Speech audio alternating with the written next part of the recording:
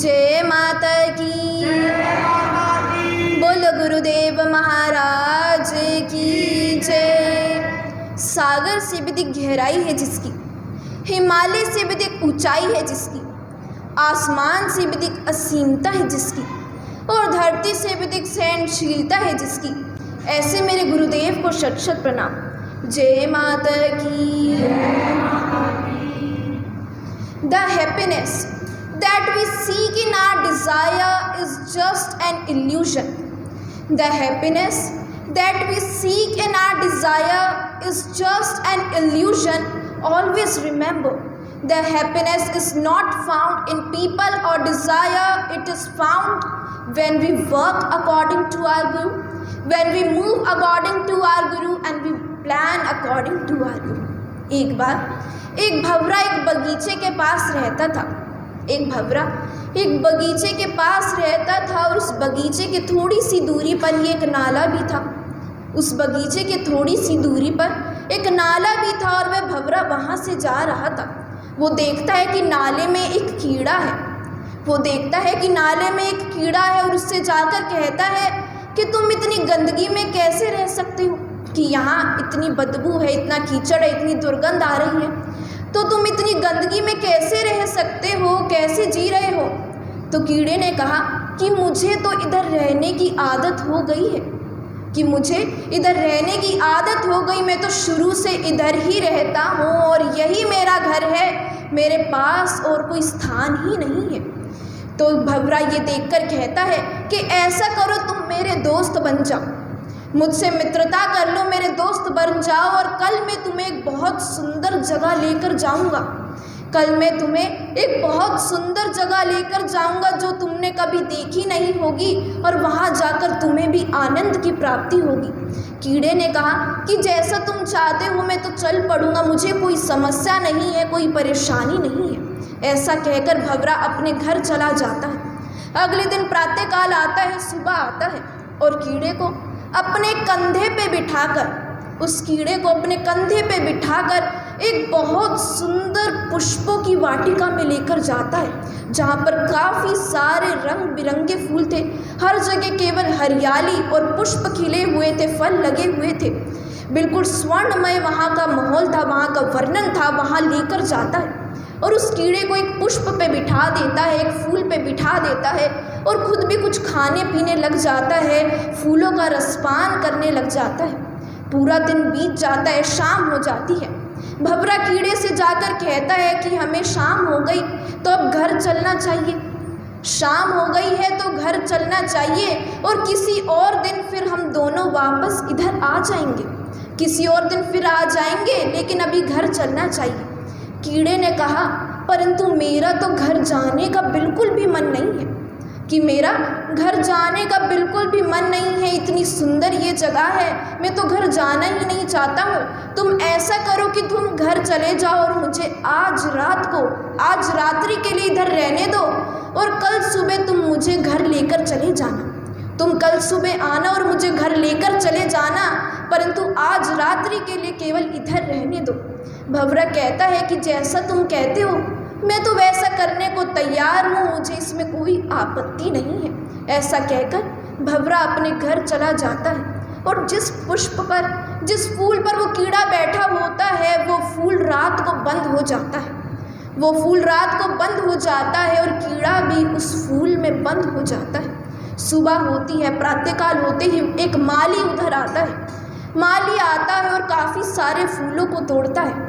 उस फूल को भी तोड़ता है जिसमें वो कीड़ा कैद होता है, बंद होता है, उस फूल को भी तोड़ लेता है, और उन फूलों से बहुत ही सुंदर एक माला बनाता है। एक भव्य, एक सुंदर माला बनाता है, उसे अच्छे से सजाता है, और उस माला को एक मंदिर में ले जाता है, एक पुजारी को देता है। मंदिर में लेकर जाता है, पुजारी को दे देता है, और पुजारी उस माला को माँ दुर्गा को पहना देते हैं, माता भगवती को पहना देते हैं, उनकी मूर्ति को पहनाते हैं, और ये देखकर वो कीड़ा बड़ा ही प्रसन्न होता है। शाम हो जाती है, कपाट लगाने का समय होता है, मंदिर लगाने का समय होता है, तो पुजारी सारी पुष्पों की माला को उतारता है, माता की मूर्ति से सारे पुष्पों की माला को, सारे फूलों को उतारता है और इन्हें ले जाकर गंगा में बहा देता है, गंगा में प्रवाहित कर देता है। ये देखकर उस कीड़े की प्रसन्नता का ठिकाना नहीं रहता। वो सोचता है कि कैसी मित्रता है उस भंवरे की, मेरे तो भाग्य ही खुल गए। कि कैसी मित्रता है कि कहाँ तो मैं एक नाली का कीड़ा था, कहाँ मैं एक नाली का कीड़ा था और उस भंवरे के कारण आज मुझे भगवान का स्पर्श हुआ है। आज मुझे माँ दुर्गा का, माँ भगवती का स्पर्श हुआ है। उनके गले में रहने का मुझे मौका मिला है, उनके गले में विराजमान होने का मुझे मौका मिला। और अब जब मेरे जीवन का अंतिम समय आने वाला है तो मुझे गंगा में प्रवाहित कर दिया गया। तो इससे बड़ी प्रसन्नता की और सौभाग्य की बात और क्या हो सकती है। वो भंवरा मेरे लिए तो संत के समान, मेरे गुरु के समान है, जिसने मुझे इस गंगा में स्थान दिया है और मेरी योनि की भी आज मुक्ति हो गई है। तो दोस्त तो ऐसा होना चाहिए, मित्र तो ऐसा होना चाहिए। इसलिए गुरुदेव महाराज हमें सदैव कहते हैं कि हमें अच्छे लोगों के साथ, साधु संतों की संगत में रहना चाहिए। संग करो तो केवल साधु का, संग करो तो केवल साधु का, पता नहीं कब हरि से मिला दे, कब हमें भगवान से मिला दे। इसलिए हम किसी से भी मित्रता करते हैं तो बड़े देखकर, सोच समझकर करनी चाहिए, जो हमें सदैव अच्छे कार्य करने के लिए, हमें अच्छे कर्म करने के लिए प्रेरित करे। ऐसे व्यक्ति से करनी चाहिए जो अपने कल्याण के साथ हमारे कल्याण का भी भागी बने। जय माता की।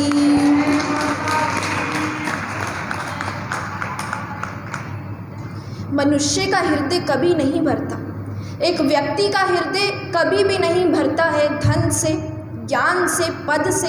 वे सदैव खाली ही रहता है, क्योंकि इन चीज़ों के लिए वो बना ही नहीं है। इन चीज़ों के लिए वो बना ही नहीं। जितनी हमारी आवश्यकताएं पूरी होती है, हमारी मांगें पूरी होती है, हम उतना ही दरिद्र होते चले जाते हैं, उतने ही हम भिखारी बनते चले जाते हैं। हमारी इच्छा पूरी नहीं होती, क्योंकि हमारा ये हृदय गुरुदेव को और अपने भगवान को पाने के लिए बना है। कोई व्यक्ति चाहे भगवान विष्णु के समान ही 3 लोकों का स्वामी क्यों ना हो, कोई व्यक्ति चाहे नारायण के समान 3 लोकों का स्वामी क्यों ना हो, या फिर भगवान ब्रह्मा जी के समान परम ज्ञानी ही क्यों ना हो, या भगवान शंकर के समान महान योगी ही क्यों ना हो, परंतु बिना गुरु के सफलता की और सच्चे सुख और आनंद की प्राप्ति कभी भी नहीं होती। क्योंकि गुरु का नाम तो हमारे इस जीवन का गहना है, गुरु का नाम तो इस जीवन का गहना है। और जो भी इस गहने को धारण कर लेता है, गुरु के नाम को धारण कर लेता है, उस व्यक्ति को फिर किसी और श्रृंगार की आवश्यकता नहीं रहती। जो इनके नाम को धारण, जो गुरु के नाम को धारण करता है, उस व्यक्ति को किसी श्रृंगार की या संसारिक सुख की या धन धान्य की लालसा नहीं रहती, केवल अपने गुरु की प्रेम की लालसा रहती है। क्योंकि गुरु के प्रेम में रोने का जो आनंद है, गुरु के प्रेम में रोने का जो आनंद है, वो संसार में हंसने पर भी नहीं मिलता। इसलिए भगत कहता है कि गुरुदेव जिन नैनों में तुम बसे दूजा कौन समाए, प्रभु जिन नैनों में तुम बसे दूजा कौन समाए, धागा हो तो तोड़ दूं पर ये प्रीत ना तोड़ी जाए। गुरुदेव से लगाई हुई प्रीत, उनसे किया हुआ प्रेम कभी टूटता नहीं, क्योंकि ये संसारिक प्रेम नहीं है। गुरु से किया हुआ प्रेम सदैव अजर अमर रहता है, जन्मों जन्म तक चलता है, इसका कभी अंत नहीं होता। बोलो गुरुदेव महाराज